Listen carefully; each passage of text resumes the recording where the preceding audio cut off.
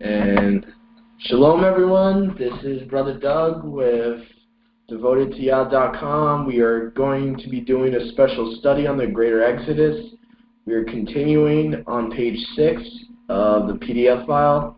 And let me just start the queue.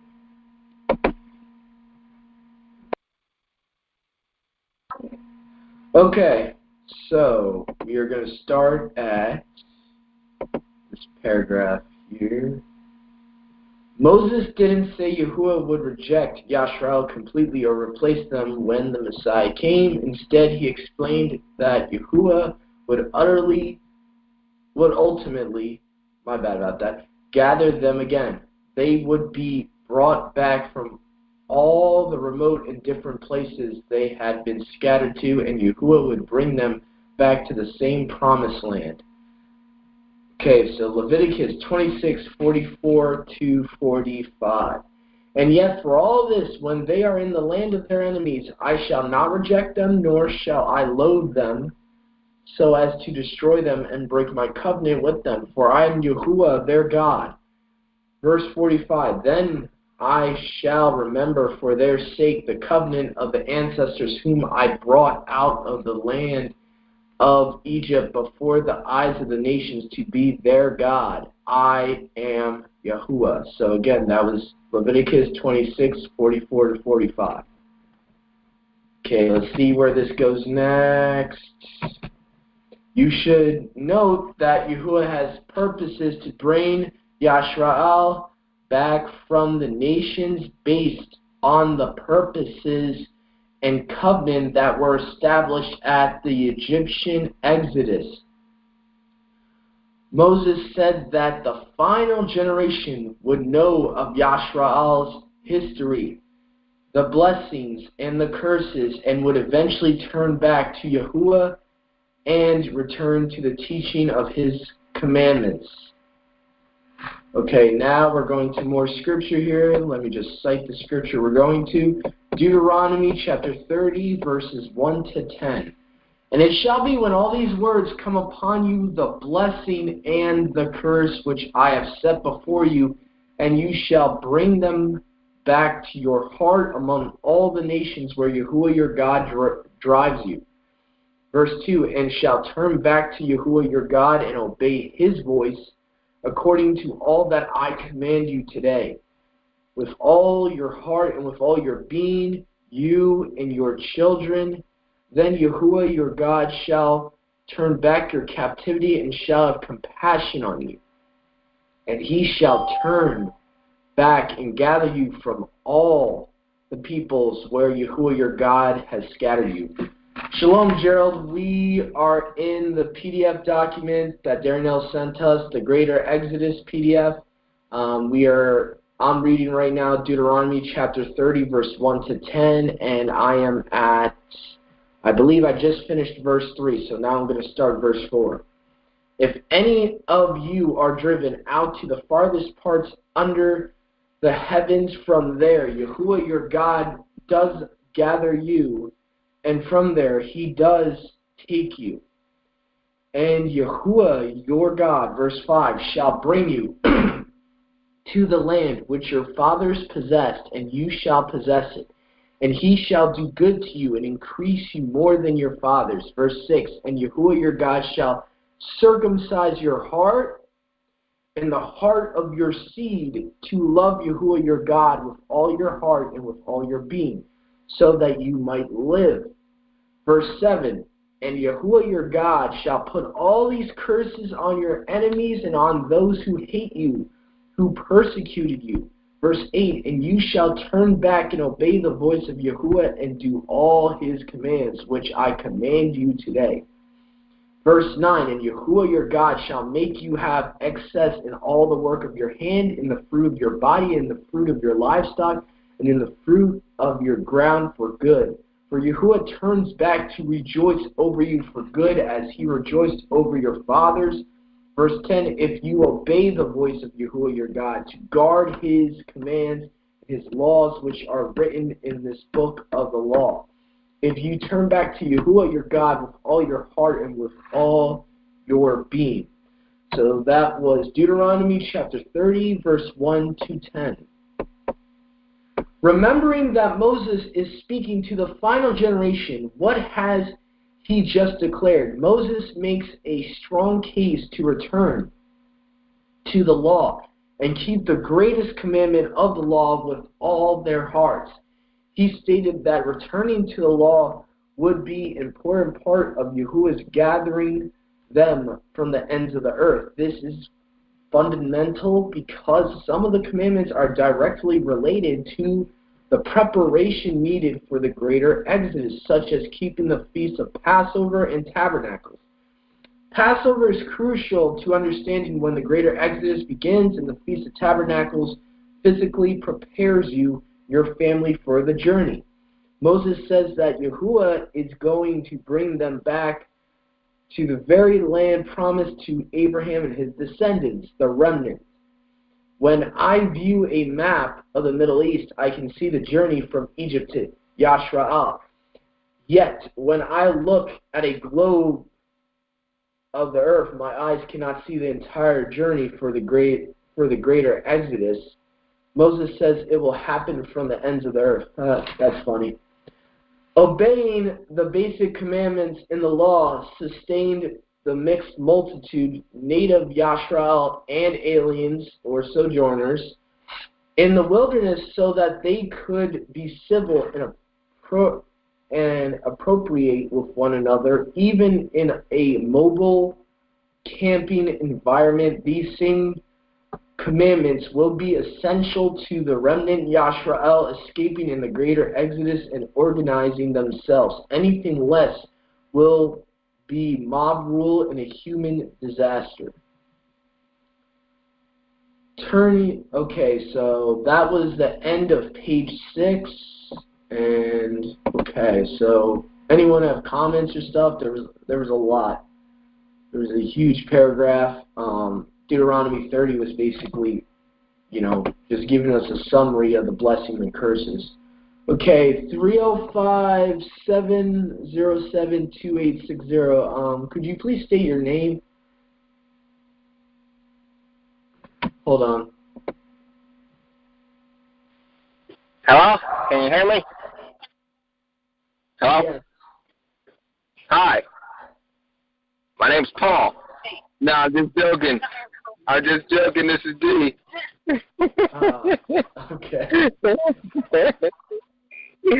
Hey, so I just wanted to say, for me, reading all that, a good refresher, until I see all the enemies of Yisrael, all the enemies of Torah, all the enemies of the God of Abraham, Isaac, and Jacob receive the curses that are written in the book, I will, until I see all those curses on the enemies, I will not believe that has been fulfilled. So hallelujah, that is still yet to come.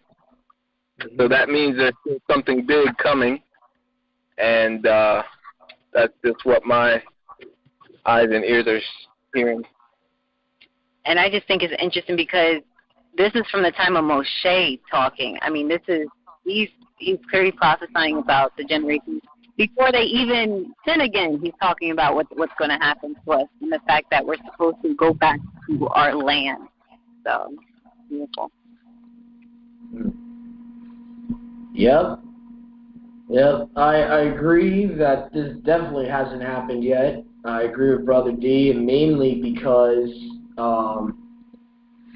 just the fact that we haven't seen any proof of a regathering yet of either house of Israel. So, for me, I think all of this is future, hasn't been fulfilled, not even in a partial fulfillment. I personally don't believe that what we have in the land today is a fulfillment of that. I don't believe 1948 was not a fulfillment of that.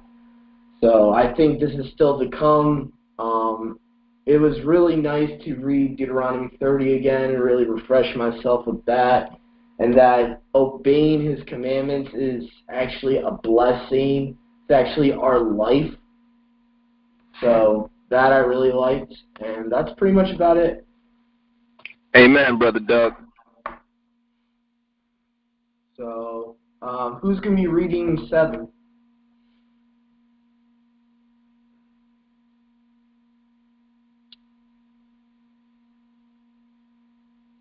Anyone want to read 7, or should I just continue?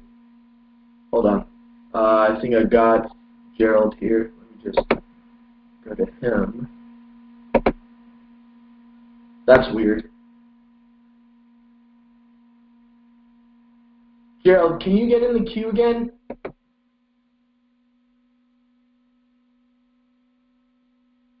Yeah. All right. Here we go. There we go. Now it's working. All right, there we go. Hey, what's up, Brother Doug? You want me to read what? Are you reading from the PDF file? Because I'm using my phone, so I don't have that. Okay. All right. Let me see how I'm gonna do this here. I could send you it through Facebook. Let's see. Yeah, I'll just private message you on Facebook. Let me see. Where are you? I'm talking to you at the same time. Yeah, it's the document he gave us last time, the Greater Exodus. I can send you it right now from my computer onto Messenger. That's the quickest way I could send it to you. All right, let me see here. It shouldn't be too big of a file. Hopefully not. Nope, there we go. All right, so when you open that, you're going to want to go to page 7. And I guess I'll read the next page if no one else wants to read. Okay. Yeah, I had to download it. All right, it's all good, Gerald. It's all good. So take your time. Just open that PDF when you get a chance, and we're going to be on page 7 of the PDF. All right, there we go. Okay, so I will be continuing, everyone. All right, so page 7. Turn again to Moses' discourse in Nitzvahim. I wish he would tell us what that means. We see him explain a dramatic difference between the generation he was standing with and the generation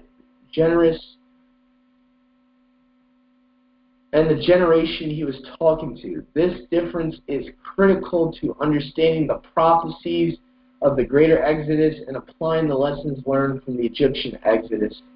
Okay. All right, so now we're going to be going to Deuteronomy chapter 29, verses 2 to 5. And Moses called all Yashrael and said to them, You yourselves saw all that Yahuwah did before your eyes in the land of Egypt, to Pharaoh and to all his servants and to all his land. Verse 3, Your eyes saw the great trials, the signs, and those great wonders, but Yahuwah has not given you a heart to know, and eyes to see, and ears to hear till this day. Verse 5, And I have led you 40 years in the wilderness. Your garments have not worn out on you, and your sandals have not worn out on your feet. That was Deuteronomy chapter 29, verses 2 to 5. Despite the children of Yashrael seeing the judgment of Yahuwah on the Egyptians, crossing the Red Sea, hearing the voice of Yahuwah at Mount Sinai, constructing the tabernacle in the wilderness, and following the cloud by day and fire by night, despite all this, Moses said that Yahuwah had not given them eyes to see and ears to hear, nor a heart of understanding. What is it that they couldn't see or hear? Isaiah, referring to this same matter in his day, repeating Moses' complaint of not remembering or learning the lessons of the past. This is Isaiah chapter 64, verses 1 to 4. And let's see here. I'm wondering where he's... Okay, he says verses 1 to 4, but then he has verse 10 here. That you would tear the heavens open, come down, that mountains shall shake before you, as when fire burns twigs, as fire makes water boil, to make your name known to your adversaries, so that nations tremble before you. When you did awesome matters which we did not expect, you came down, mountains did shake before you. Since the beginning of the ages, they have not heard nor perceived by the ear, nor has the eye seen any Elohim besides you, who acts for those who wait for him. Isaiah referenced how Yahuwah came down on the mountain and spoke his commandments to Yashrael, yet Isaiah said in his day that Yashrael still didn't hear or see what Yahuwah is doing. They still don't get it. The Apostle Paul echoed both Moses and Isaiah on this point, but then he announced that we can see and hear what Yahuwah wants us to know. Shaul argues that the Messiah has given us the gift of a set-apart spirit, which enables us to see, hear, and understand Yahuwah's purpose and plans for us. But as it has been, this is 1 Corinthians chapter 2, verse 9 to 10. But as it has been written, eye has not seen, ear has not heard, nor have entered the heart of man what Elohim has prepared for those who love him. Verse 10, but Elohim has revealed them to us through his Spirit. For the Spirit searches all matters, even the depths of Elohim. And it looks Brother D just joined us again. So, all right, Brother D, I basically just finished page 7. Just read 1 Corinthians chapter 2, verse 9 to 10. So that's pretty much where I just left off. So now, I guess, I don't know if you want me to fill you in or anything. Let me try to unmute you here.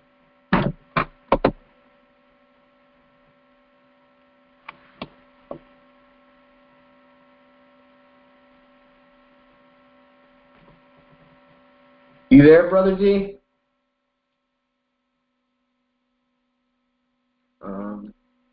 If anyone has anything to add from what we just read with page 7, we went through a good little bit. We read from Isaiah 64, 1 to 4, Deuteronomy 29, 2 to 5, and 1 Corinthians 2, 9 to 10. What I've seen so far in this little portion here, this is talking about that we don't have eyes to see and ears to hear unless Yahuwah gives it to us. It's kind of like there's scales over our eyes. I forget where in Scripture it says that, but I know in the New Testament Paul talks about that the God of this world has blinded us. So the devil has blinded the masses' spiritual eyes to see and to hear what Yahuwah's purpose is. So I think that's what this guy's trying to say, is that Yahuwah gives us eyes to see and ears to hear. So that's all I have to add. I don't know if anyone else wants to read, or you guys got anything you want to add. Yeah, you can unmute me, Doug. Take me out of the queue. I'm good. I just plugged in my microphone, so I wasn't fully in yet. Okay. Go ahead. You can keep going, keep reading, unless people want to jump in and read and chime in. Yeah, I see Bobby and Chris, and they might want to read. I see they just came in here. So, okay. Yeah, Brother Doug, I'll take the next page if you want. Okay. All right. The Messiah will raise up the tribe of Jacob. This is specific and goes back to the original definition of Yashrael. The present-day definition of Yashrael is Jews. The greater Exodus includes Jews, the other tribes of Yashrael making up the northern kingdom, the house of Yashrael, and many Gentiles. Any of those in the nations who want to seek the Elohim of Yashrael consider this passage describing the greater Exodus and the location of those gathered. And they bring us to Isaiah 49, 8 to 13. 8. Thus said Yahuwah, in a favorable time I shall answer you, and in the day of deliverance I shall help you. And I guard you and give you for a covenant of my people, to restore the earth, to cause them to inherit the ruined inheritances. 9. To say to the prisoners, go out, to those who are in darkness, show yourselves. Let them feed on the ways, and let their posture be on all bare hills. 10. They shall not hunger nor thirst, neither heat or sun strike them. For he who has compassion on them shall lead them, even by fountains of water guide them. 11. And I shall make all my mountains a way, and my highways raise up. 12. See, these come from far away, and see those from the north and the west, and these from the land of Sinim. 13. Sing, O heavens, rejoice, O earth, and break out in the singing, O mountains. For Yahuwah shall comfort his people and have compassion on his afflicted ones. That is again Isaiah 49, 8-13. Jeremiah explains how the Exodus led by the Messiah would be greater than the one that came out of Egypt. This one of the passages where we coin the phrase, the greater Exodus. Then they jump to Jeremiah 23, 7 and 8.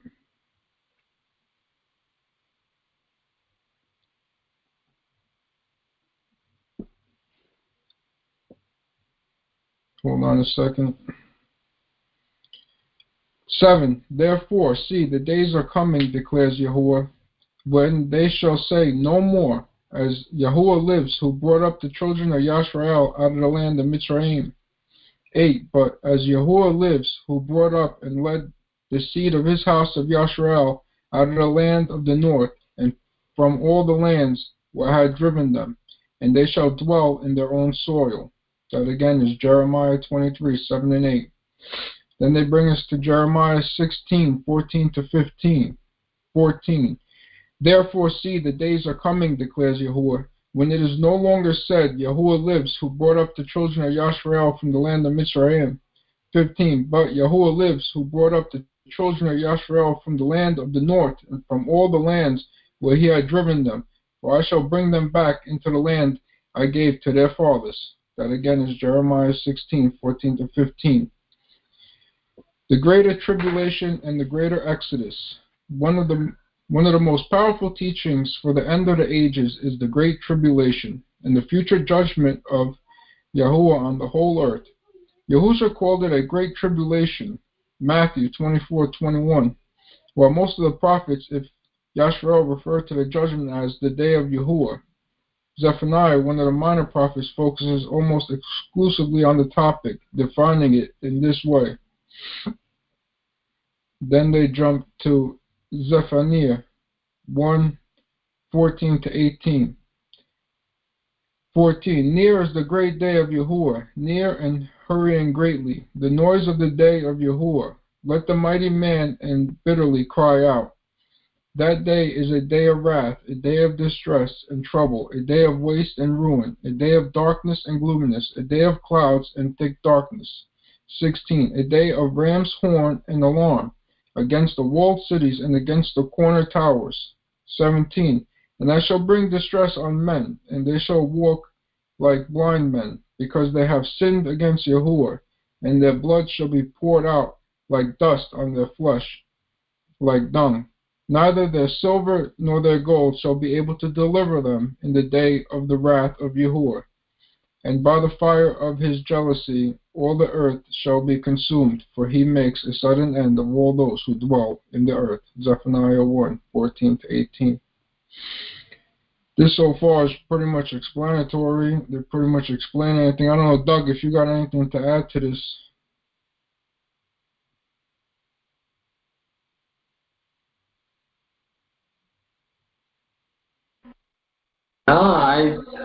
I think it's pretty much self-explanatory. The greater exodus. I don't agree with the whole Jews thing, but you know, I think he's pretty much on point so far. Instead of that, other than that,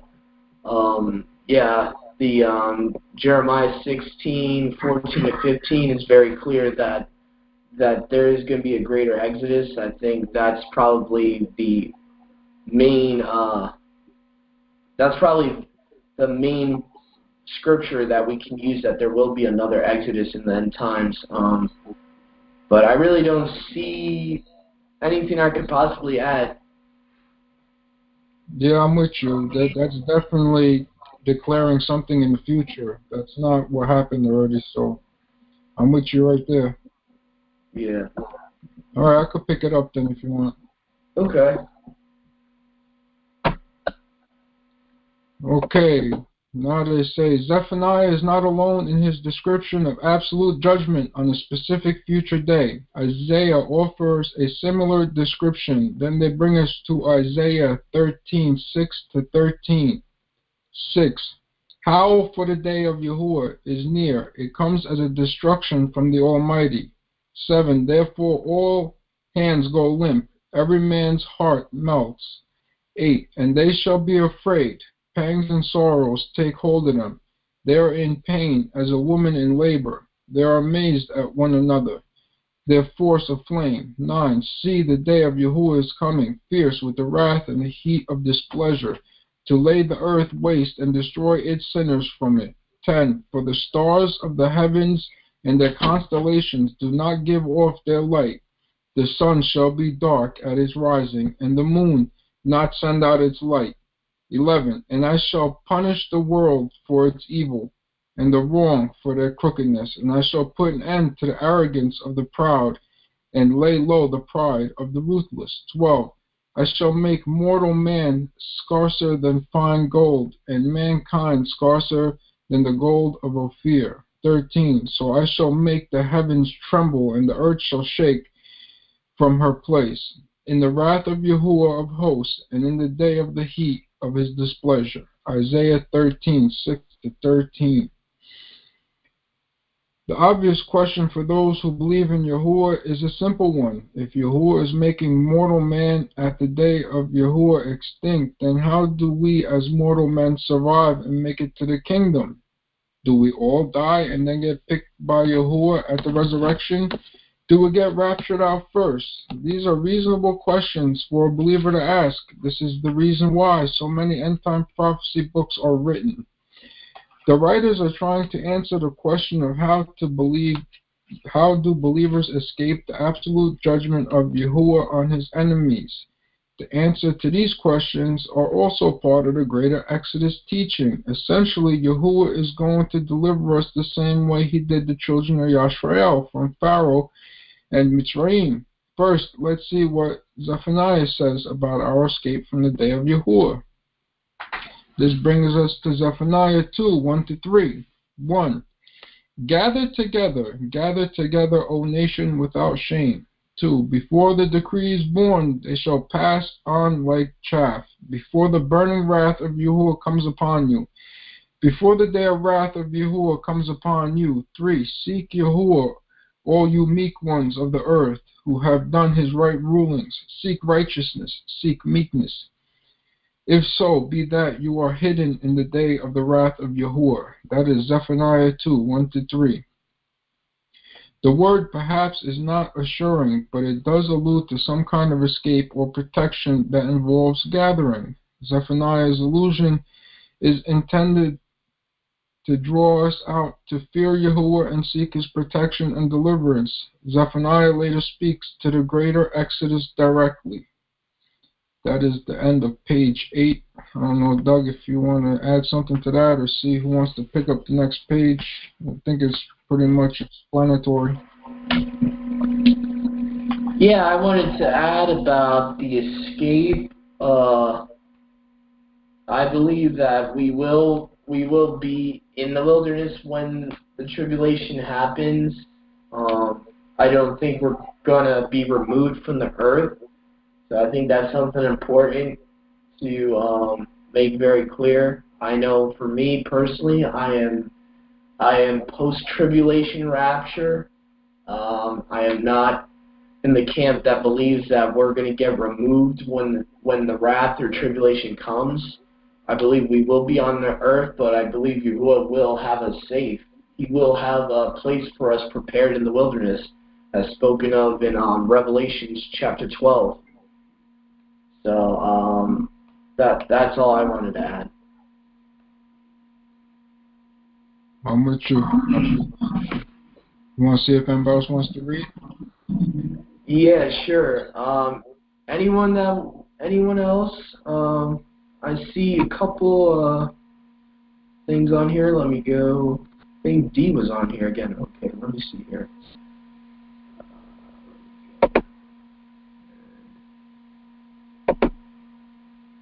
Now it's gone. Okay.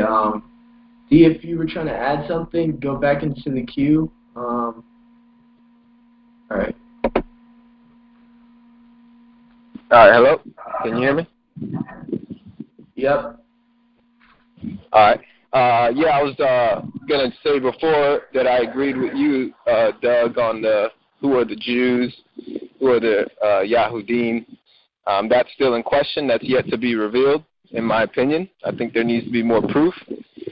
For all we know, they could be the Gentiles, the Jewish people in the land of Israel today could be the Gentiles that are provoking the true Israelites who are scattered to jealousy. That could be part of Yahuwah's plan.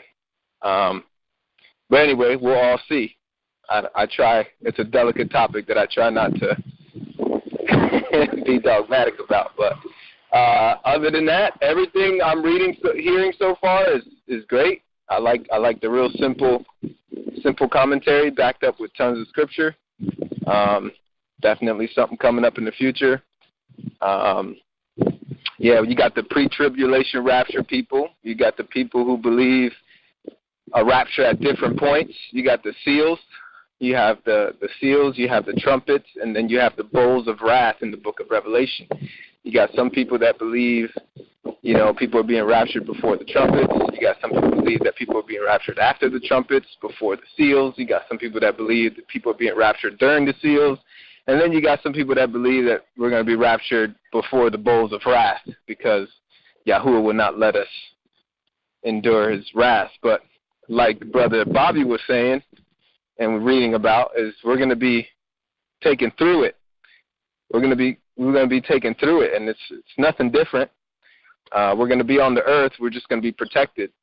That's not far-fetched. I don't see that as something difficult to understand. As a possibility. So that's all I got to say so far. Yeah, and just to piggyback off of that, was Noah and his family taken off the earth? Was Arad, Meshach, and Abednego taken off the earth? No. Right. Yahuwah doesn't change. So, if we are just the same as Noah and his family, and we're walking in the true forefathers of Scripture's footsteps, I would believe he's going to treat us the same way. He's a righteous God. He's not a respecter of persons. So, for me personally, I don't think we're going to escape anything physically being taken out of anything. And my stance on it is that if there is a rapture, it's going to be after the wrath, after everything. So when Paul says, we who are left over will be taken up with him in the clouds, it's pretty clear to me anyway in the context that it's talking about after everything. After the tribulation, after the wrath, after the bowls, after the seals. So I believe we're going to be nourished in the wilderness, just like Revelation 12 says. She has been given a place to be nourished in the wilderness for a certain amount of time. And after everything has to perspire, after everything, happens that needs to be fulfilled, and, the wicked are destroyed and the wrath is over with, I think that's when we'll be raptured. Yep, fantastic. All right, so, do you want to read, or anyone else want to read? Nah, yeah, I can't read. Not yet. All right. All right. Anyone else want to read? Just enter the queue. If not, I have no problem reading the next page. So I believe we were at, page 9 now, I'm thinking? Just did 8. Let's see here. We did Isaiah 13:6-13. And we did Zephaniah.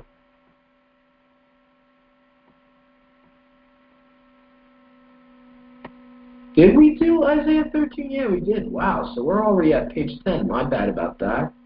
Okay, well, since no one else has came in yet, hold on. See someone in the queue or a pending question. What's this? Okay, that's weird. Pending question, but nothing was there. Okay. So we are going to be at page 10 right now, and we're going to be reading Zephaniah chapter 3, verse 14 to 20. Shout for joy, O daughter of Sion. Shout, O Yashra'al. Be glad and rejoice with all your heart, O daughter of Jerusalem. Yahuwah has turned aside your judgments. He has faced your enemy. The king of Yashra'al, Yahuwah, is in your midst. No longer do you need to fear evil.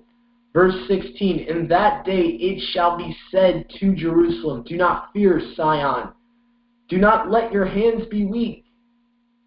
Verse 17, Yahuwah your God is in your midst, is mighty to save. He rejoices over you with joy. He is silent in his love. He rejoices over you with singing. Verse 18, I shall gather those who grieve about the appointed place, who are among you, to whom its reproach is a burden. Verse 19, see, I am dealing with all those afflicting you at that time. And I shall save the lame and gather those who are cast out. And I shall give them for a praise and for a name in all the earth where they were put to shame. At that time I shall bring you, even at the time I gather you. For I shall give you for a name and for a praise among the peoples of the earth, when I turn back your captivity. Wow, I love that. I just want to pause for a second and really meditate on what Yahuwah was saying in those 6 verses. What I got from that was, I myself am going to gather you. So yeah, I mean, I love that for a fact that Yahuwah himself is going to bring us to the place that he has promised us through Abraham. So I like that. He's going to give us for a praise and a name. I mean, this is a really, really nice couple of verses here. And let me continue, though. Turning back to Isaiah and his dire definition of the final judgment, we find similar words comforting us concerning the greater Exodus. Okay, then he cites again verse 20, and in that day it shall be that the remnant, okay, never mind, this is Isaiah chapter 10, 20 to 23. And in that day it shall be that the remnant of Yashrael and those who have escaped of the house of Jacob never again lean upon him who defeated them, my bad. I just want to stop here and say this is specific here. This is not all 12 tribes. This is specific. This is talking about the house of Jacob. Jacob was later called Israel after he wrestled with the angel of Yahuwah in the book of Genesis. So this is mainly talking about the house of Jacob, the northern kingdom. So I just want to kind of, for anyone that's new to this, understand that it's not just, this is not general, this is not talking about all 12 tribes, this is very specific in Isaiah chapter 10, verse 20 to 23. So it goes on to say, never again lean upon him who defeated them, but shall lean upon Yahuwah, the set-apart one of Yashra'al, in truth. Verse 21, a remnant shall return, the remnant of Jacob, to the mighty Elohim. Verse 22, for though your people, O Yashra'al, be as the sand of the sea. Now he's talking about the 12 tribes because he's talking about Yahuwah's people. Yet a remnant of them shall return, a decisive end, overflowing with righteousness. For the Master Yahuwah of hosts is making a complete end as decided in the midst of all the earth. Wow. Isaiah's reference to the remnant of Yashrael and those of the house of Jacob is a reference to those in the land, I disagree. And outside the land of Israel, it is not an absolute, but the most of the prophets use this distinction of Israel and Jacob as a reference of where the people of Yahuwah are located, whether in the land or outside the land. Isaiah also uses the phrase complete destruction, one that is decreed as a reference to the day of Yahuwah. The return of the remnant is a reference to those in the greater Exodus who are able to escape and survive the day of Yahuwah. Isaiah then follows these words with specific emphasis on the greater Exodus as compared to the Exodus out of Egypt. Okay, so now, let's see, I think it's continuing from, or this says verse 11. I wonder verse 11 of what is that? I guess that's on the same chapter of Isaiah, chapter 10. And it shall be in that day Yahuwah sets his hand again a second time to recover the remnant of his people who are left from Assyria and from Egypt, from Pathros and from Cush, from Elam and from Shinar. Hold on, we got a question here, or I got a comment. Okay. Brother D? All right, can you hear me? Yep. Cool. I just want to kindly disagree with you, Brother Doug, on Isaiah 10. I think it was talking about the remnant of Israel the whole time. I don't think it was just talking about the northern tribe. Even though it says house of Jacob, I know it gets confusing. Sometimes we hear house of Jacob, we think it's just the northern kingdom. But everything started with Jacob. So sometimes when you say house of Jacob, it's talking about all of Israel. But in this case, in Isaiah 10, it's talking about the remnant. And in my opinion, from all the studies we've been doing, right, together, reading from Genesis all the way now, we're in Nehemiah, we know that when Yahuwah is talking about the remnant of Yisrael, it also includes the foreigners and the strangers who decide to join with her. So I would say that remnant includes Gentiles who come into covenant. The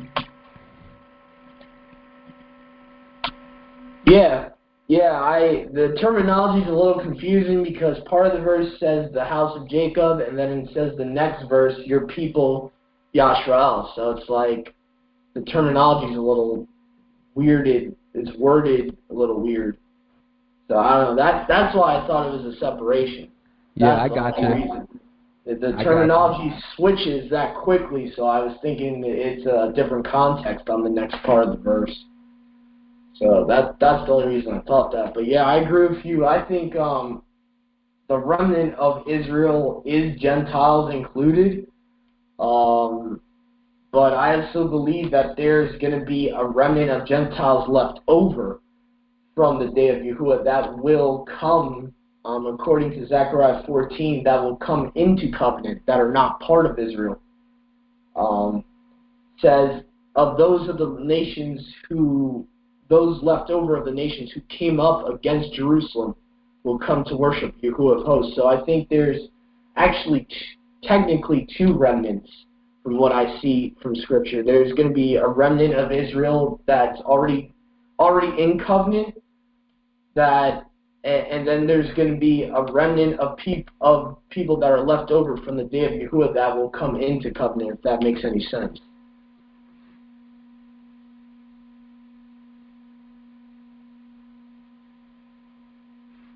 So, all right, let's see here.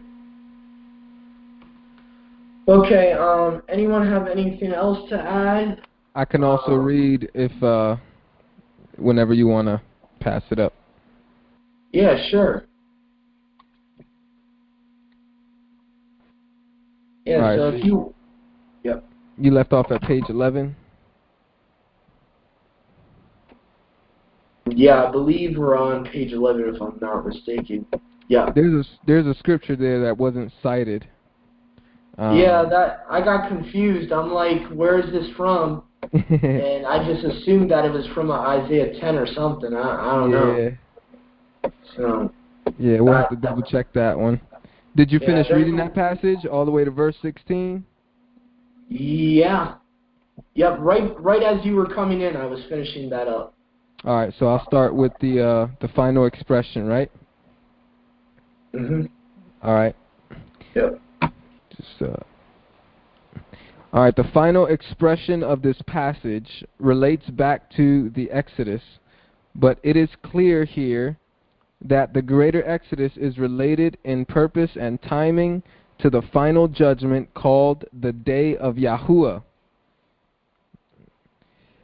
Isaiah expresses the final judgment in parallel fashion with the gathering and deliverance of Zion. Isaiah chapter 34, verse 8.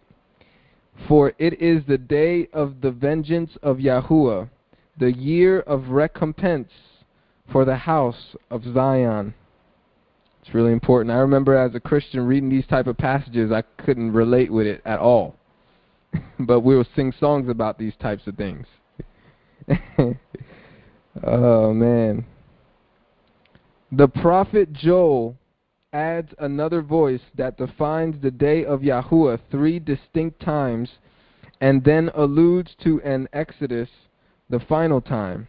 Joel chapter 1 verse 15, it says, Alas, for the day of Yahuwah is near, and it comes as destruction from the Almighty. Joel chapter 2 verse 1, Blow a ram's horn or blow a shofar in Zion, and sound the alarm in my set-apart mountain. Let all the inhabitants of the earth tremble, for the day of Yahuwah is coming, for it is near. Absolutely.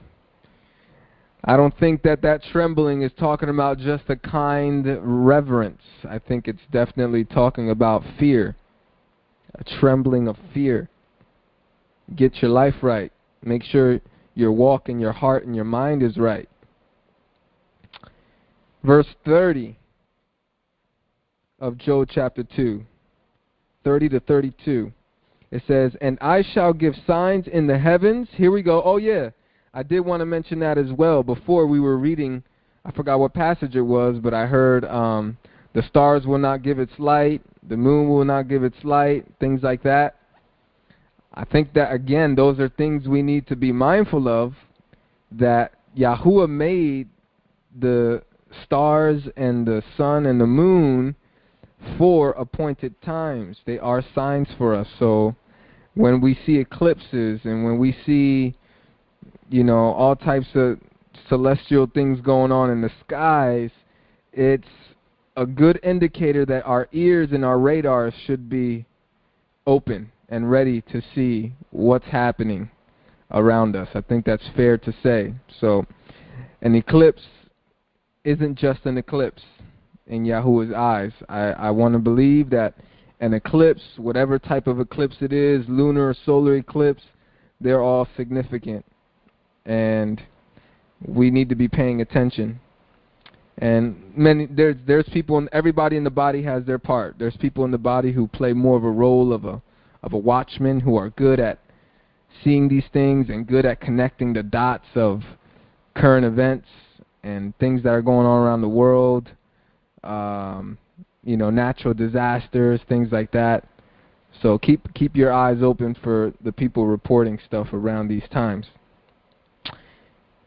Verse 30 of Joel chapter 2, And I shall give signs in the heavens and upon the earth, blood and fire, and columns of smoke. The sun is turned into darkness, and the moon into blood. Remember we heard about the blood moons a couple years ago?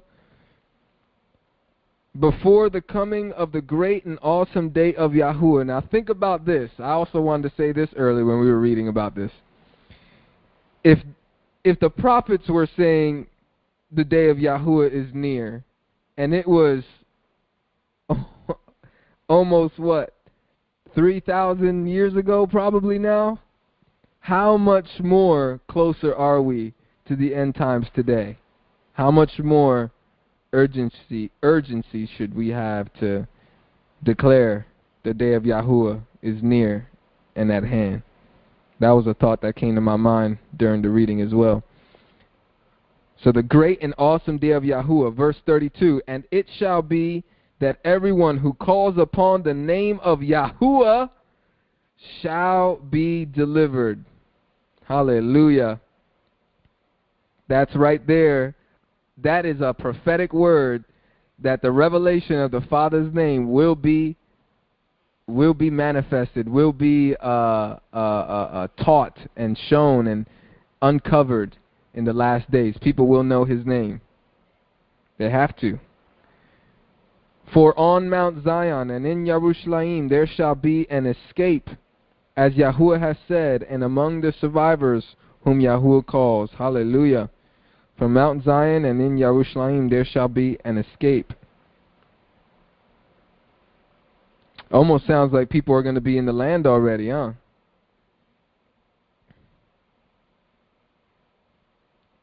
That's a very interesting passage. And it continues.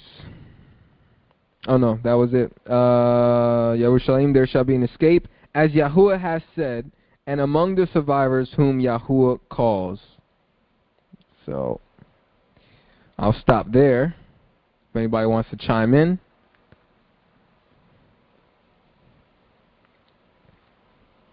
Or if not, Brother Doug, if nobody's in, you can let me know. I will gladly continue reading.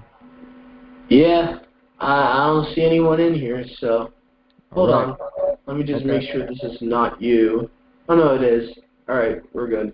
Yep, if there's only one person in the queue, that's the one who's unmuted and talking. So, yep, just keep your eye on that. Make sure you don't miss anyone. All right, so I'm going to continue here on page 12. Again, I mean, I love articles like this that give a lot of scripture and very little commentary just to kind of explain beforehand what we're about to read. So I like stuff like that. It's very simple.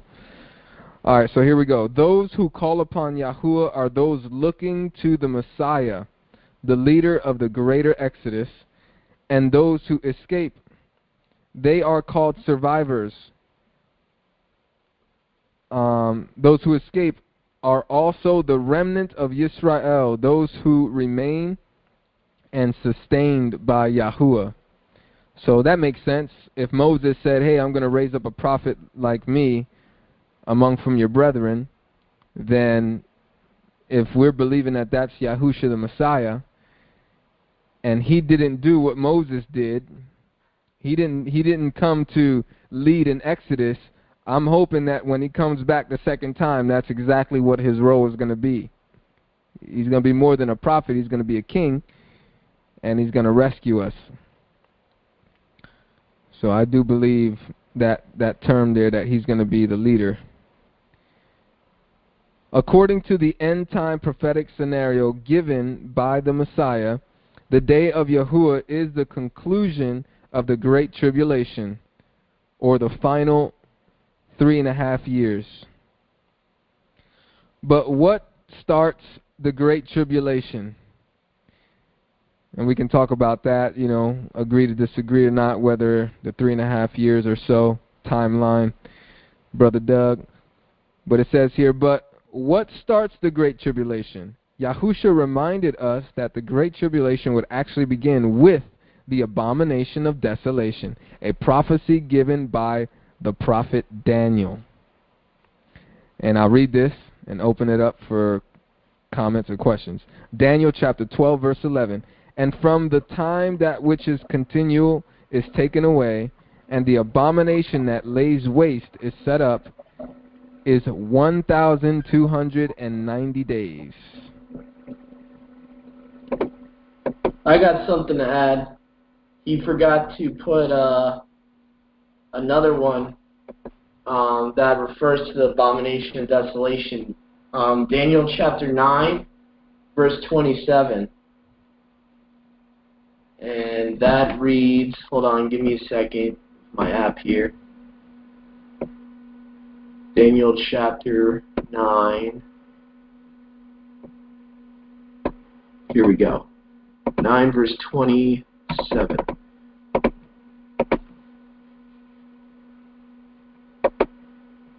And he shall confirm a covenant with many for 1 week, and in the middle of the week he shall put an end to slaughtering and meal offering. And on the wing of abominations he shall lay waste, even until the complete end, and that which is decreed is poured out on the one who lays waste.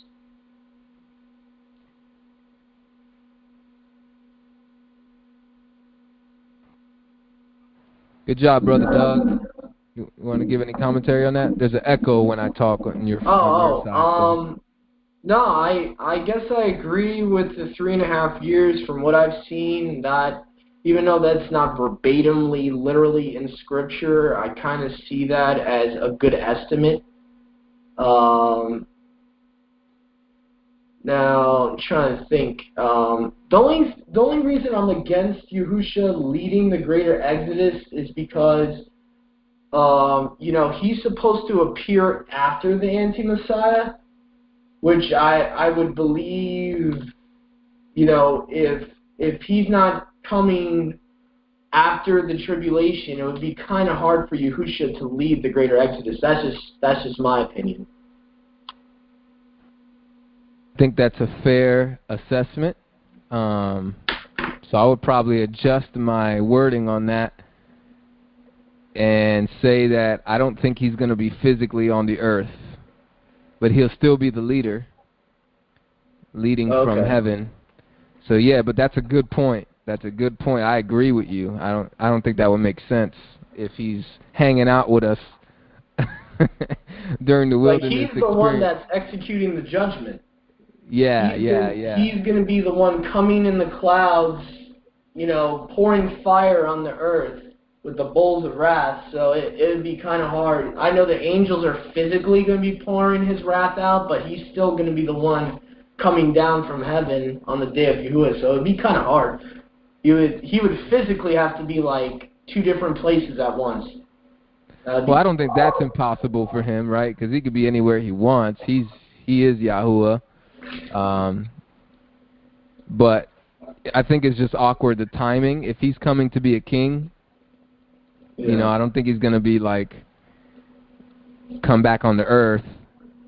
I think his comeback, like you said, his return is going to be glorious, and it's going to be known all over the earth type of thing, and it's what's going to lead us into the 1,000-year reign of being kings and judges all over the earth, stuff like that. So, but I believe, if I'm not mistaken, we're all on the same page that the greater Exodus is before the 1,000-year reign, right? Oh yeah. I don't know if anybody else in the queue is. The greater Exodus should be, according to even what this guy is saying, the greater Exodus is supposed to be right after the abomination of desolation, according to what this guy is saying.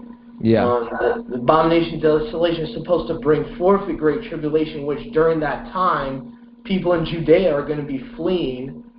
People in the town of Yehuda are going to be fleeing, and, we're going to have to, start running and go into the wilderness.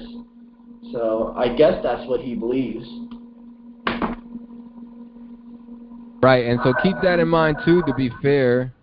If you can mute yourself, Doug, just to be fair on the other side of who are the true Yahudim, if it's saying that those who are in Judea will flee, that means that there are true Yahudim who are in Judea during this time. So just keep that in mind. Again, there might be a mixture of fake Yahudim in Israel, but there might be some who are real. So that's something to keep in mind. I'll continue reading, unless anybody else is in the queue, Brother Doug.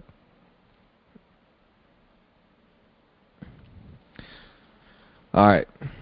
It says, the abomination of desolation consists of 2 events. Number 1, the shutting down of an operating altar on the Temple Mount in Yerushalayim. Number 2, the setting up of an image or an anti-Messiah on that mount.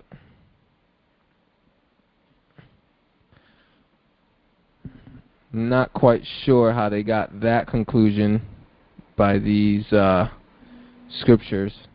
Yeah, I'm just gonna add. I think he's on the stance that the Temple Mount is where the temple used to be, and I guess that's where me and him probably have a difference of opinion. I don't think that the Temple of Solomon was at the Temple Mount. More of the stance of the city of David, which is right under the Temple Mount. The city next over was where King Solomon's temple was, and I guess that's why he's saying the Temple Mount is where it's going to be set up. Fair enough. Thank you for sharing. And they're probably, I don't know what the image of the anti-Messiah would be, if that's related to Islam or not. But I'll continue reading. The Great Tribulation then lasts 3.5 years and is followed by the days immediately following the tribulation of those days. It is those days immediately after the fall feast occur and the days of Yahuwah, Yom Kippur, is fulfilled. Alright, here's where we can start chiming in and checking this. What feast is at the beginning of the 3.5 year tribulation? Answer: Passover and the Feast of Unleavened Bread. When did the exodus from Egypt begin? Answer: at the same time. Okay. If you're going to go with that logic, I can see that. When will the greater exodus begin? Answer: at the Passover. Okay. Interesting.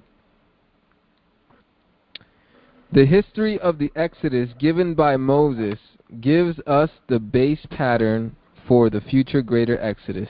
The greater Exodus begins at the start of the Great Tribulation, with the Messiah leading his flock to safety by following his words to escape at the signs of the abomination desolation. See, I think that's the key. It's not saying he's going to be here physically. It's saying that we're following his words. We're leading, my sheep know me, they know my voice type of thing. And so, the Ruach that's in us is the Ruach of Yahusha, and it's the Ruach of Yahuwah at the same time, because they're both one and the same. Anyway, that's what some of us believe. So if we're following the Ruach, we're following Messiah, and we're following Yahuwah, although they're ruling from heaven. So I think that's what they're saying here. And it says, so we follow the words of Messiah to escape at the signs of the abomination desolation, and concludes with the Messiah's triumphant and return to Yerushalayim with us as he promised. For believers to escape, survive, and endure the great tribulation, Yahuwah's deliverance must extend throughout the great tribulation.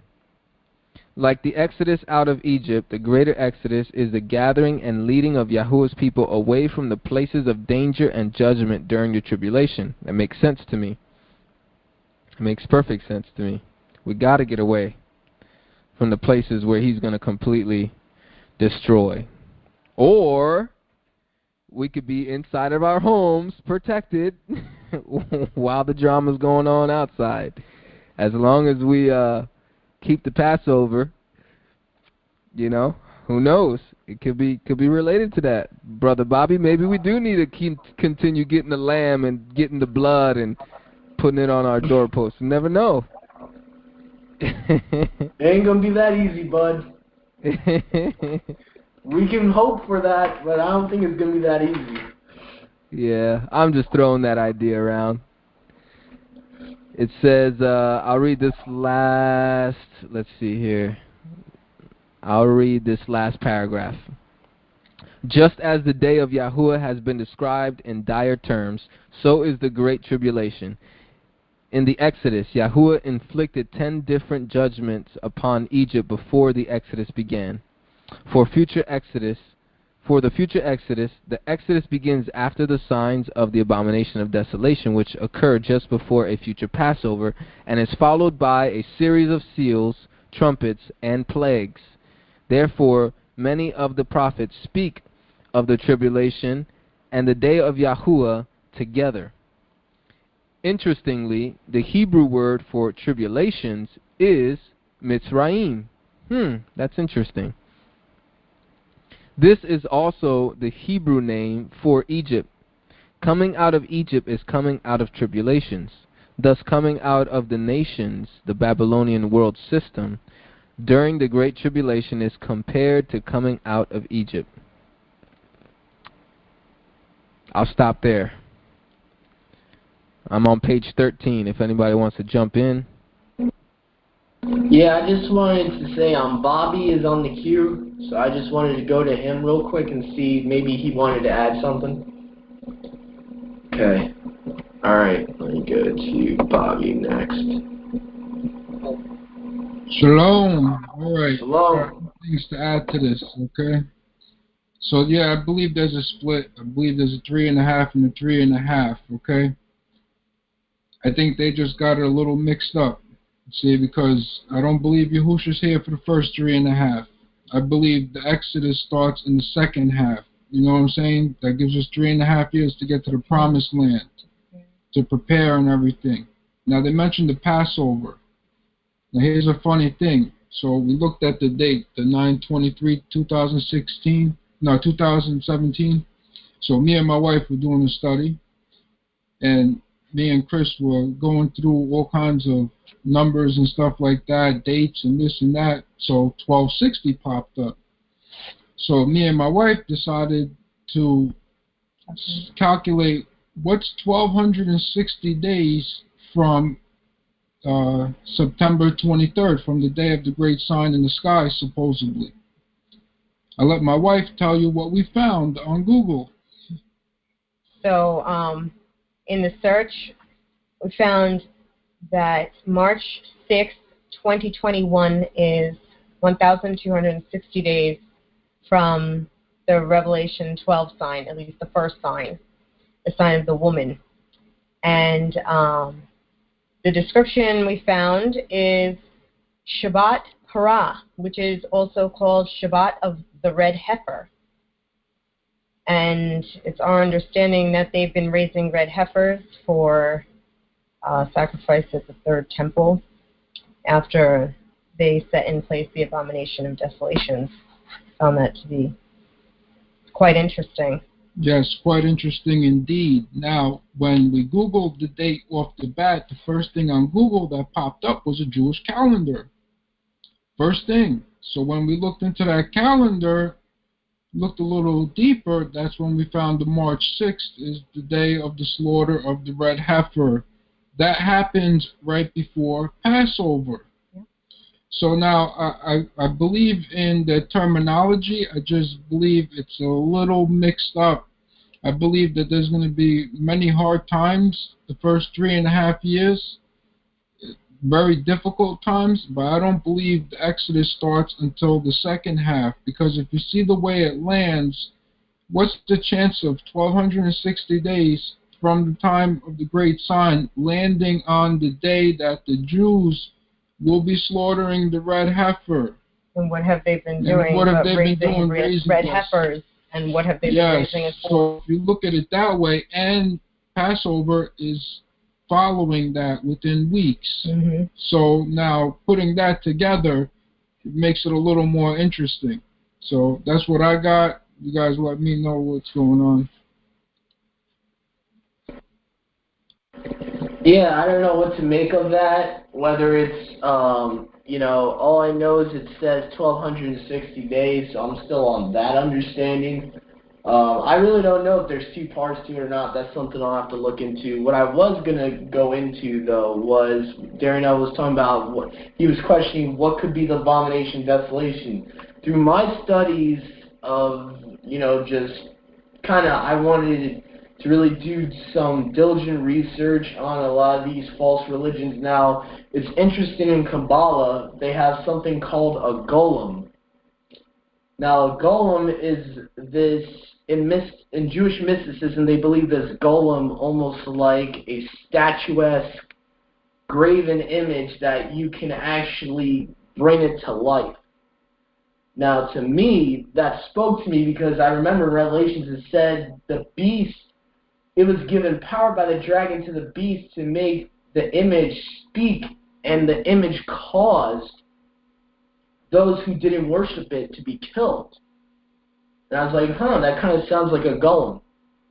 So I just wanted to add that. Let me get it back to Brother D here. Yeah, what was the 1260 number coming from? I'm just curious. I don't know if I missed it. 1260 days. I forget if it's from Daniel when it talks about the abomination and desolation. Supposedly there's like a starting point after the abomination and desolation. I'm not too sure what the 1260 days refers to though. Like literally. Like what event it refers to. I don't even know if it has anything to do with the regathering, to be honest. So I wonder if Bobby and Kristen could answer that question. Yeah, let me see. They're still in the queue here, so let me see if they can help us out, because I don't know either. Okay, we didn't get that from Daniel. We got that from Revelation. So I'm going to read Revelation. I'll read Revelation 12:5-6. And she brought forth a man-child who was to rule all nations with a rod of iron. And her child was caught up unto God, Elohim, Yahuwah, to his throne. And the woman fled into the wilderness, where she hath a place prepared of Yahuwah, that they should feed her there 1,260 days.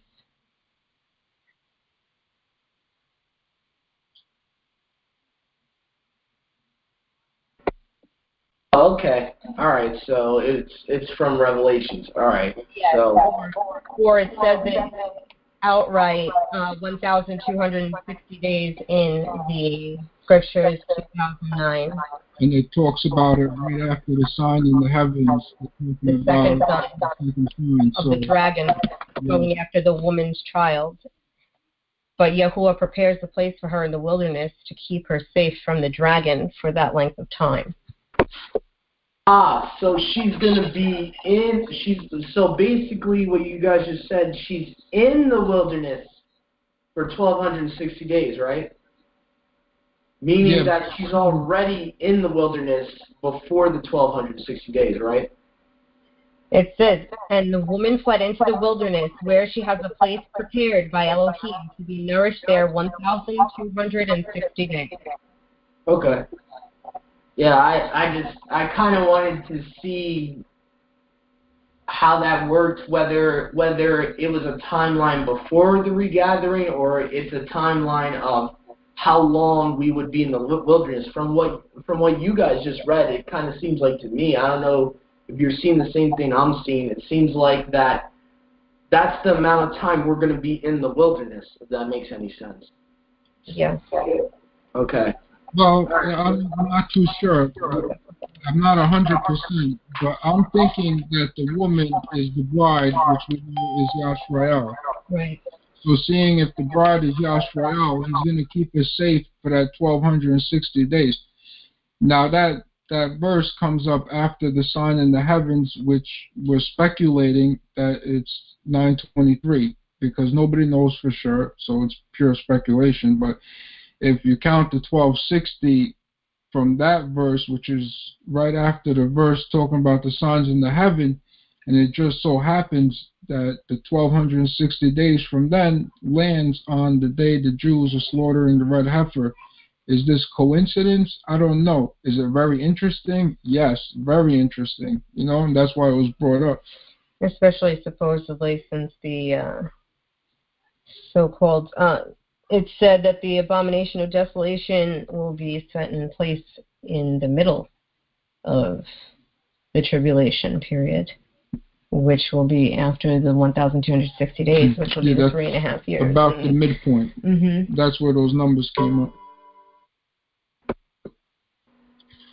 Yeah, I'm more of the idea that the abomination desolation is going to kick off the tribulation period. I actually agree with the guy that made this article.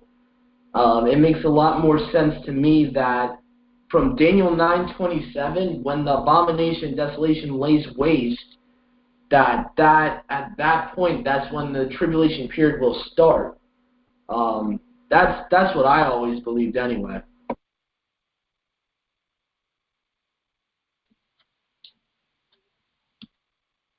Yeah, the question of the 3.5 years is, I guess that falls under, I don't know what verse it is, but Yahusha says that if he did not cut those days in half, that there'd be nothing left on earth. No So now, does it land in the second half, or is it the first half? You see, that's where it gets a little different. That's why I say it should be split in half.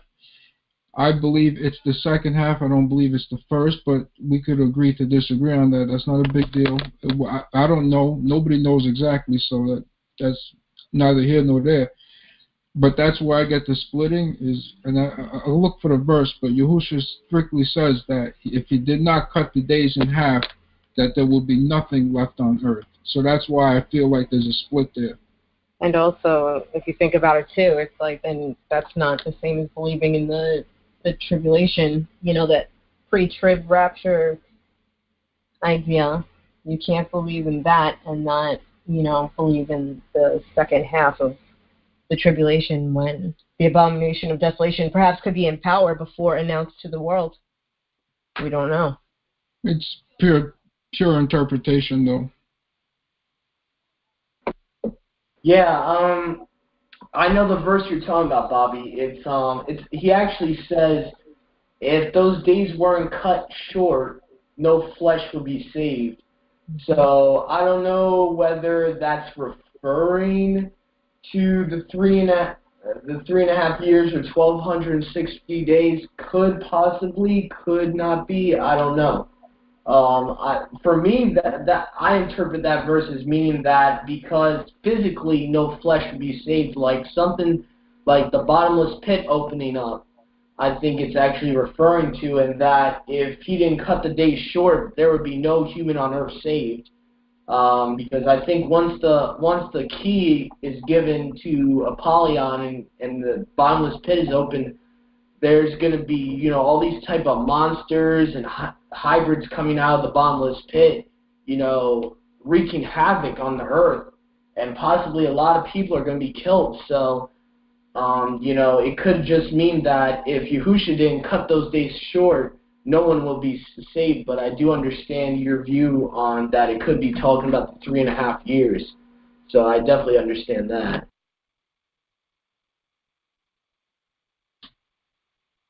Yeah, I'm pretty good. I don't know if D wants to keep reading. Yeah, let me get back to him. I might have to put him back in the queue or something. Hold on.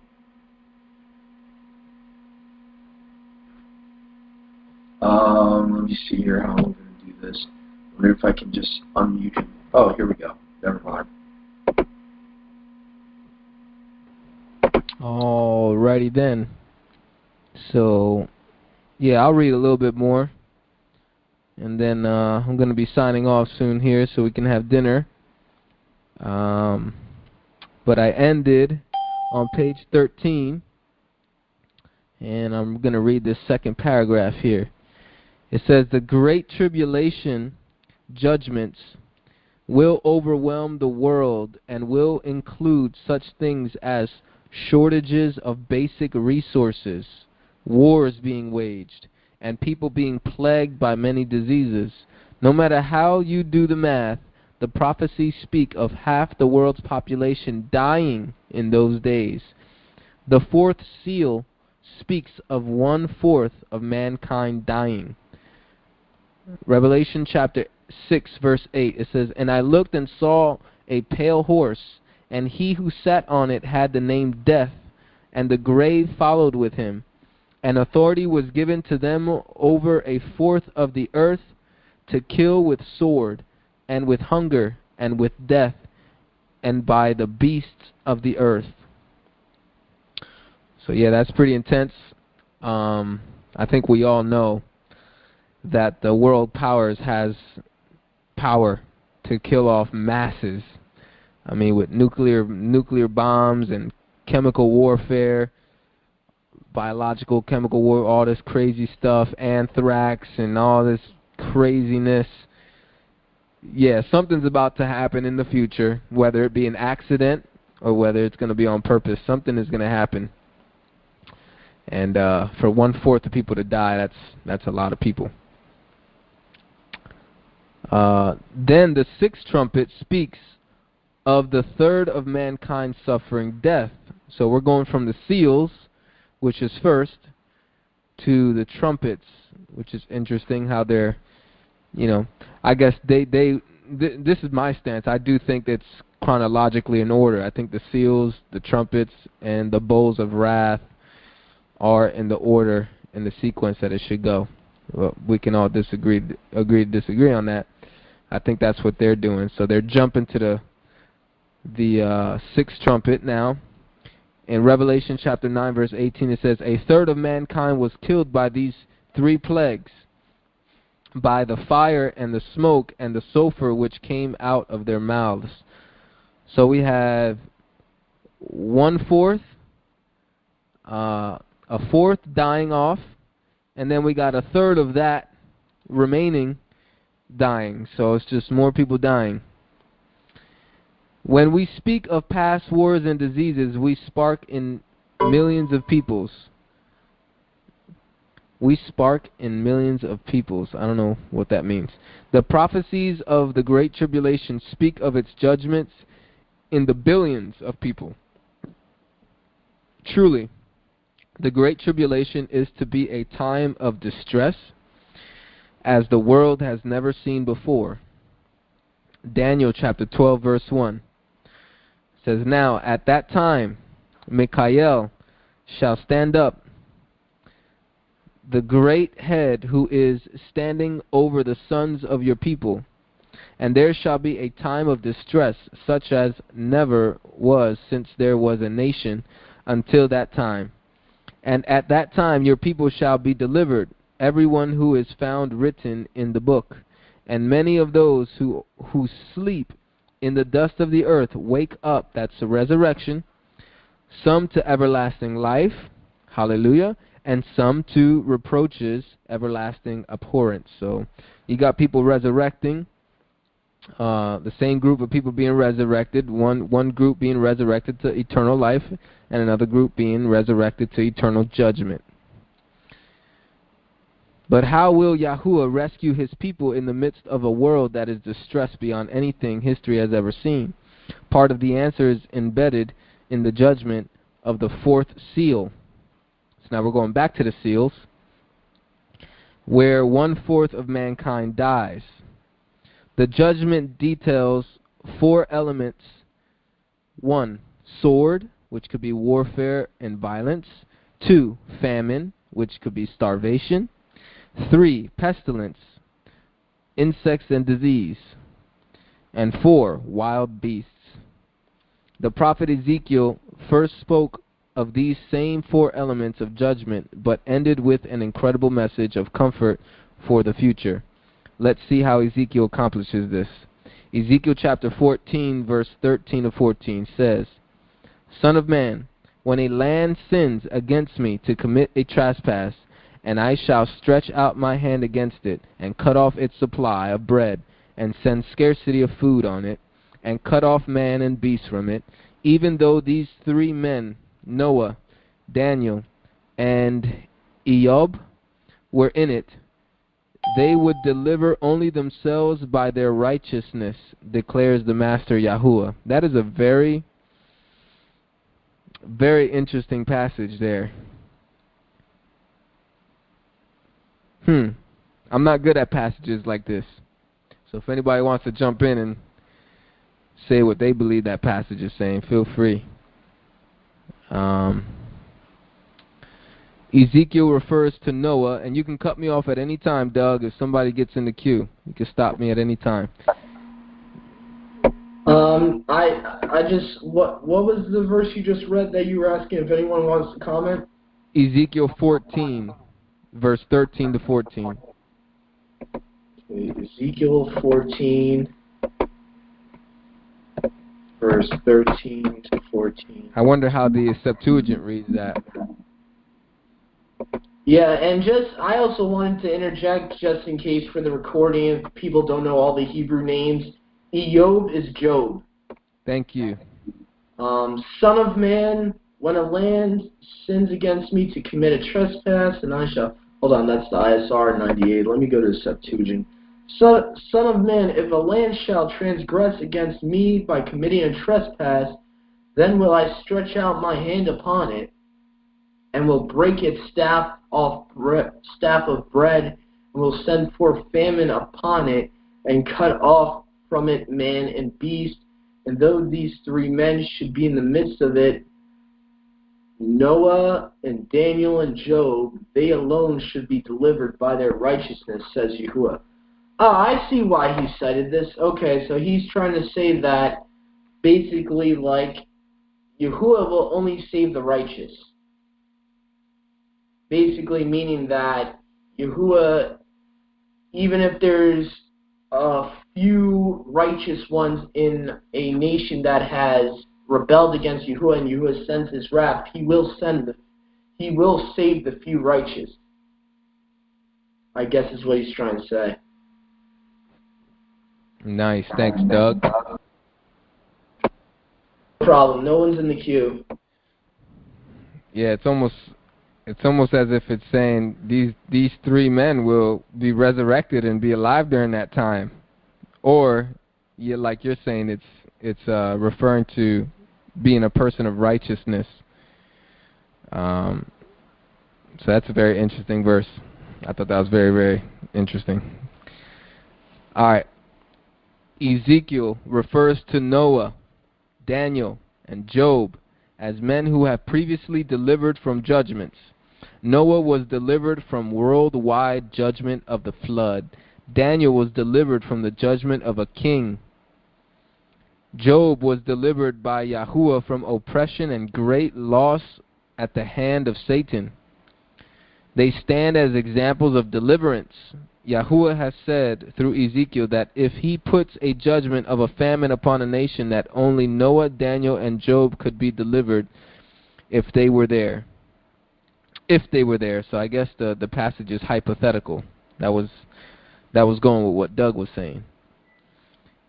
He repeats this comparison for the judgment of wild beasts. Excuse me, sorry. A little distracted. Talking about insects. Creepy. Alright. Ezekiel, let's see. They stand as examples of deliverance. Yahuwah has said through Ezekiel that if he puts judgment of a famine upon a nation, that only Noah, Daniel, and Job could be delivered if they were there.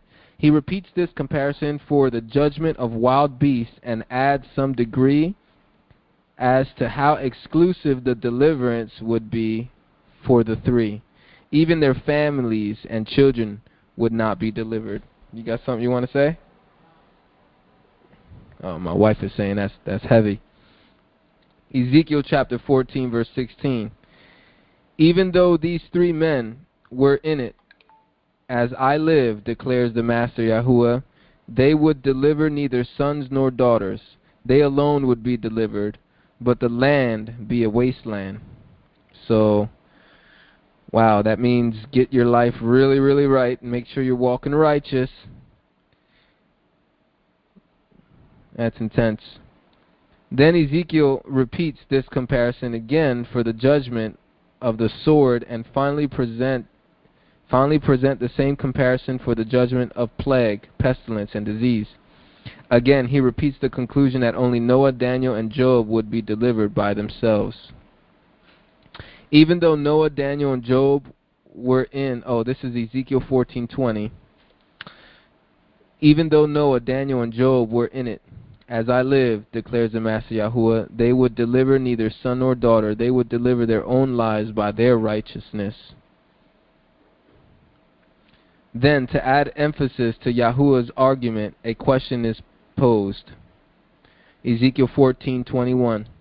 For thus says the Master Yahuwah, how much more it shall be when I send my 4 evil judgments on Yerushalayim, the sword and scarcity of food and evil beasts and pestilence, to cut off man and beast from it. There's the connection with the book of Revelation. What if all 4 judgments were to fall at the same time? Wait, this is the judgment of the 4th seal in Revelation. Would we expect a different result? The obvious answer is no. But then Ezekiel speaks of a deliverance and a comfort that is exclusive to the prophecies of the greater Exodus. Ezekiel chapter 14, verse 22 to 23. Ezekiel 14, 22 to 23. But see, there shall be left in it a remnant who are brought out, both sons and daughters. See, they are coming out to you, and you shall see their ways and their deeds, and shall be comforted concerning the evil which I have brought upon Yerushalayim, all that I have brought upon it.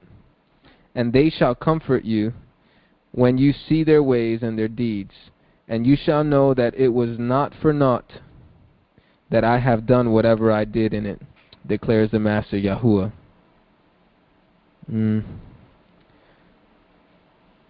Care and concern for children is more powerful than self-survival for parents. Yeah, that's powerful. It's a powerful statement. Remember the children of Israel entering the land the first time, fearing for their children. That fear will be palpable.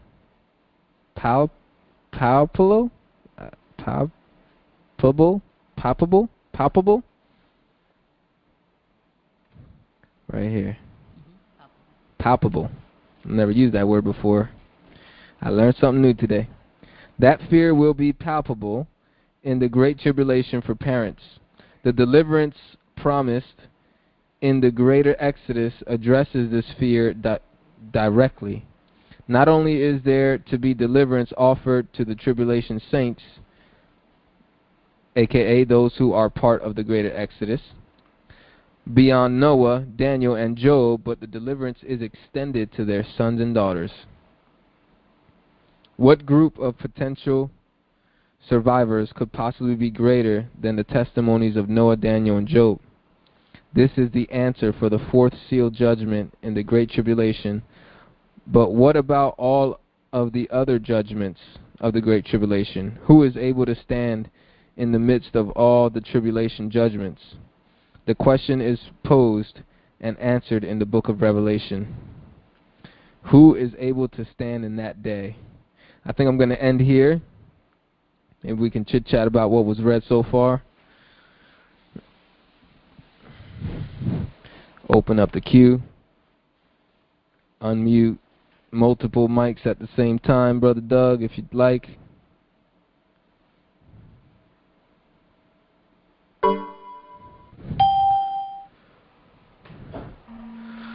Uh-oh. I think Doug is having problems.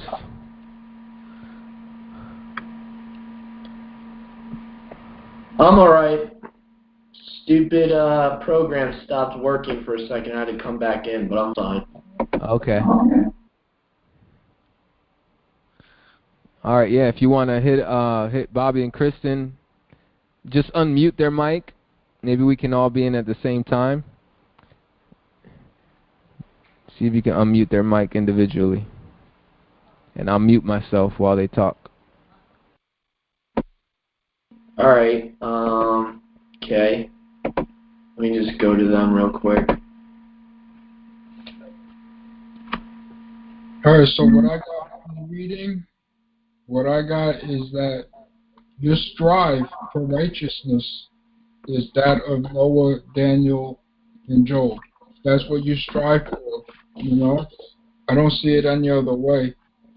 I definitely see you must strive for that because it doesn't say which nation, it says any nation, you know? And the part about the sons and daughters, that verse. I've never seen that before. That definitely put me at ease a little bit, you know.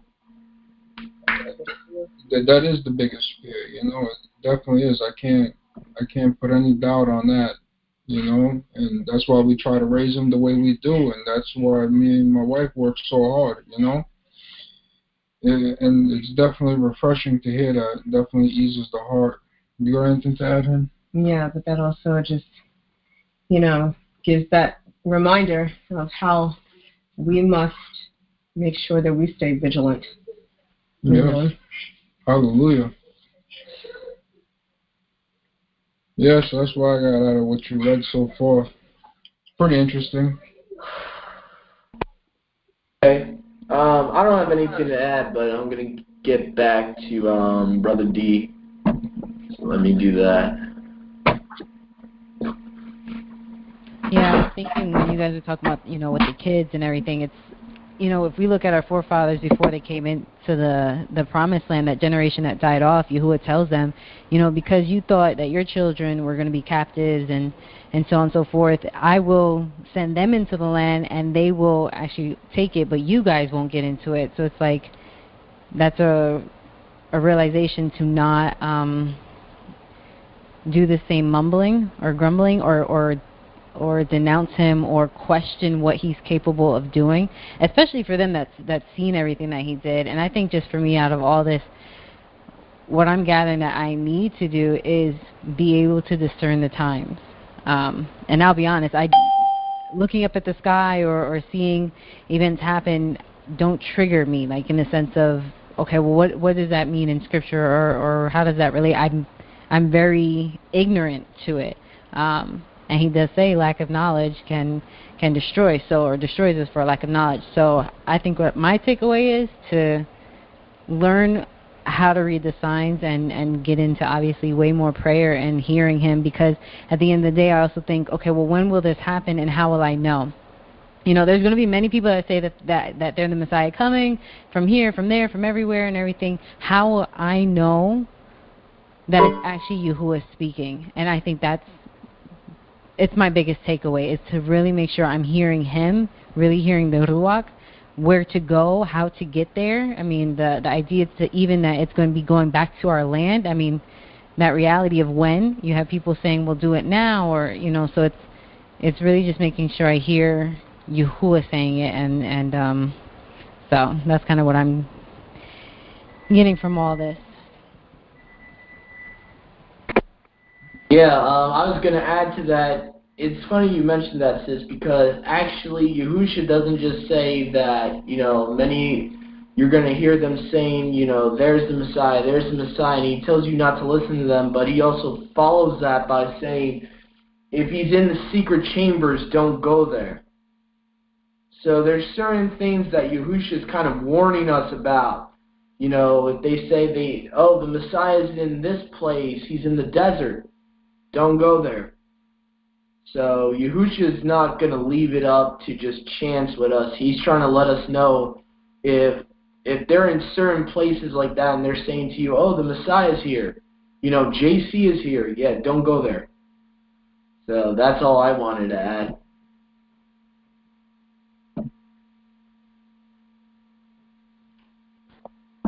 My last words will be, if we're going to be comparing the greater Exodus to the first Exodus, is to consider the idea that Yisrael was in Egypt, was in Babylon, not out of Babylon, while the plagues were going on.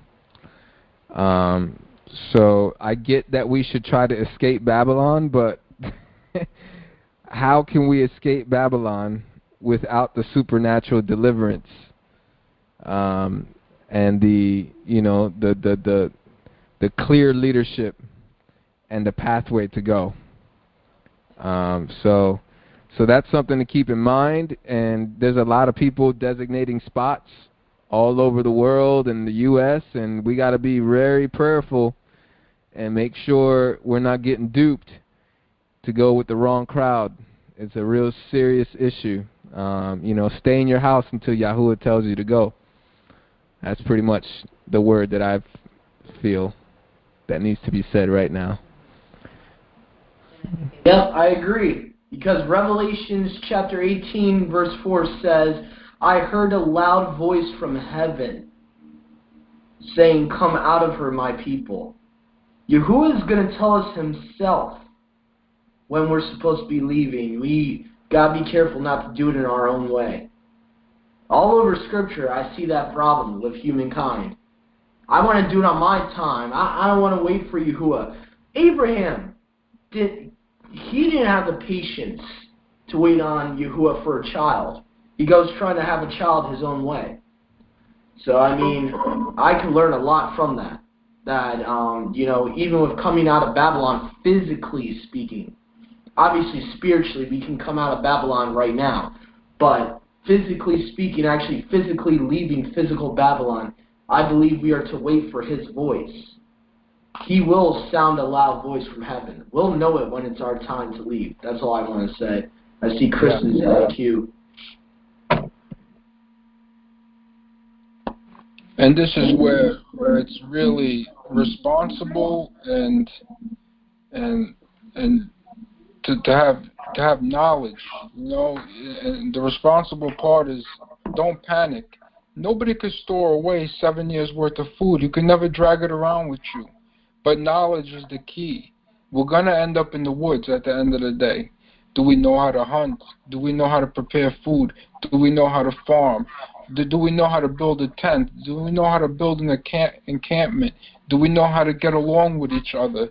These are keys. Yes, you can have a little bit of food while you're journeying, Do you jump the gun? Of course not. I'm not leaving here until I know for sure that it's my time to leave, because for me to get caught up somewhere where I don't know the area before I'm told to leave, or before something tells me to leave, before Yah reaches out, he got me this far.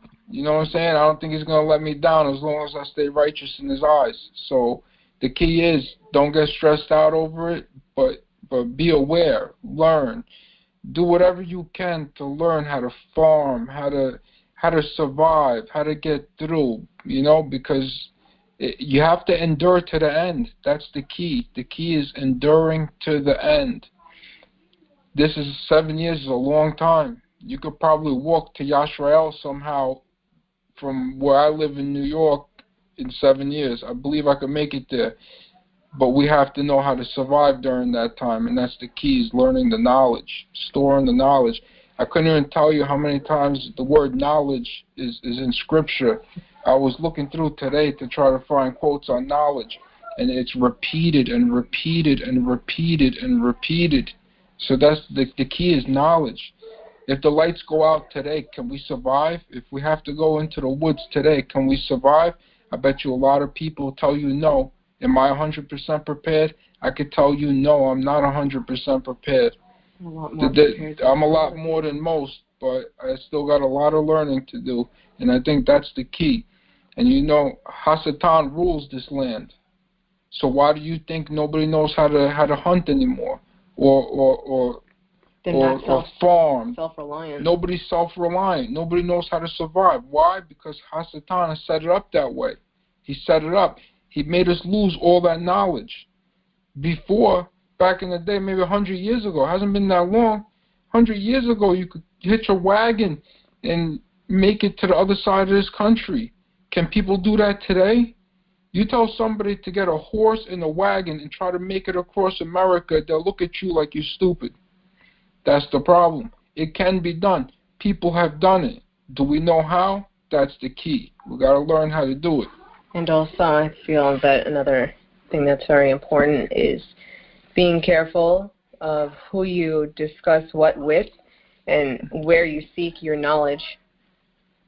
And, that is something to keep at the forefront of your mind, I think, at all times, because now I believe that there will be, more wolves coming out than ever. And it's only going to increase as the time goes by. You can't be too careful. No, you can't. But with Yah's guidance, anything is possible. Praise Yah. Yes, hallelujah. With that, I think we're good.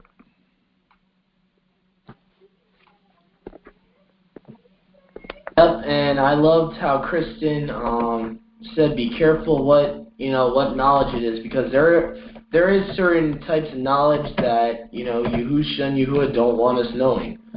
And what I refer to is what's getting popular now is using mysticism and all that and trying to apply it to the Bible. And you're going to see a lot of this coming out in the end times. This New Age stuff starting to become popular as we get closer to the days of Noah. I believe there's going to be a reemergence of the New Age Gnosticism. Gnosticism already creeped up into the belief in the Messiah, and it's definitely tainted it. And a lot of people still hold on to beliefs like that, like you can't go to heaven unless you're vegan, blah blah blah, and just we gotta be careful of what we're learning. How what's our source of what we're learning from? So Yahusha does say in the book of Revelations, I give you this that you have not known the so-called secrets of Satan. So we gotta be careful what type of knowledge we're learning. So that's all I wanted to say. Hallelujah. Sorry, we can't mute our mic. Oh, it's okay. It's all good. I think we're gonna end the recording. I think